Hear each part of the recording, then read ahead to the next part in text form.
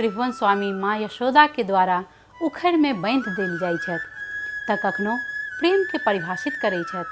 तऽ आओ राधा के श्याम आ मीरा के कृष्ण के सुमरी एहि गीतक माध्यमे।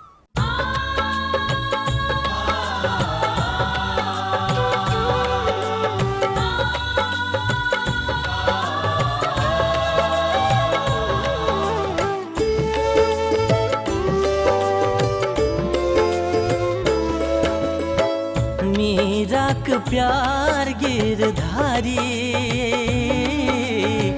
राधा का श्रृंगार बनवारी। मीराक प्यार गिरधारी, राधा का श्रृंगार बनवारी। नाम अलग छन एक ही काया, जग में हुनकर अनुपम माया। नाम अलग छन एक ही काया, जग में हुनकर अनुपम माया। छथि दुनू के जगत मुरारी। मीराक प्यार गिरधारी, राधा का श्रृंगार बनवारी। मीराक प्यार गिरधारी, राधा का श्रृंगार बनवारी।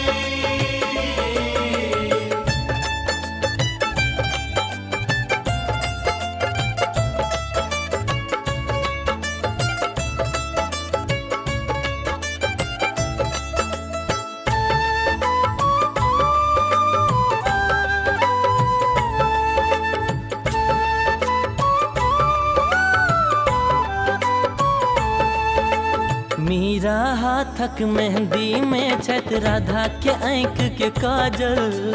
राधा के आँख के काजल। मीरा जोगन भेष धरल आ राधा बन गेल पागल। राधा बन गेल पागल, राधा बन गेल पागल। सबटा ई छन हुनके माया, कतो धूप कतो छाया। सबटा ई छन हुनके माया, कतो धूप कतो छाया। छथि दुनू हुनक पुजारी। मीराक प्यार गिरधारी, राधा का श्रृंगार बनवारी। मीराक प्यार गिरधारी, राधा का श्रृंगार बनवारी।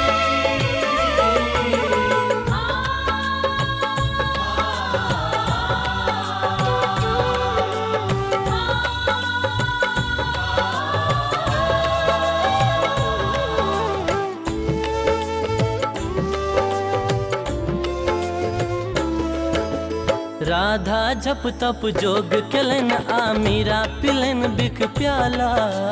मीरा पिलन बिख प्याला। प्रेम विवश भय प्रकट भेलन जगत के वो रखवाला। जगत के वो रखवाला, जगत के वो रखवाला। सबटा ई छन हुनके माया, कतो धूप कतो छाया। सबटा ई छन हुनके माया, कतो धूप कतो छाया। छथि दुनू हुनके पुजारी। मीराक प्यार गिरधारी, राधा का श्रृंगार बनवारी।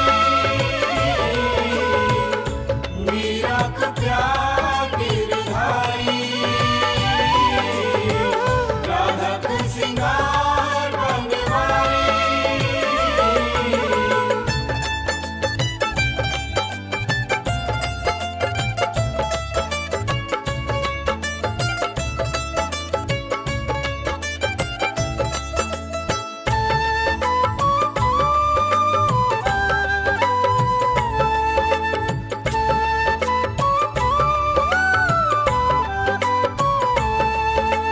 कखनो गोकुल धाम के तारल, कखनो मथुरा काशी।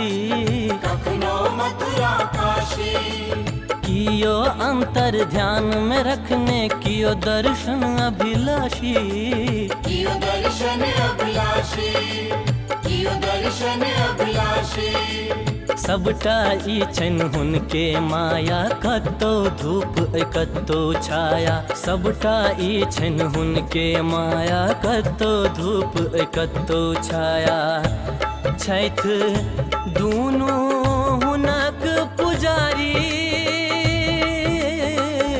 मीराक प्यार गिरधारी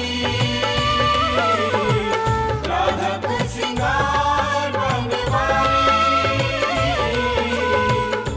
मीराक प्यार गिरधारी राधक श्रृंगार बनवारी मीराक प्यार गिरधारी राधा का श्रृंगार बनवारी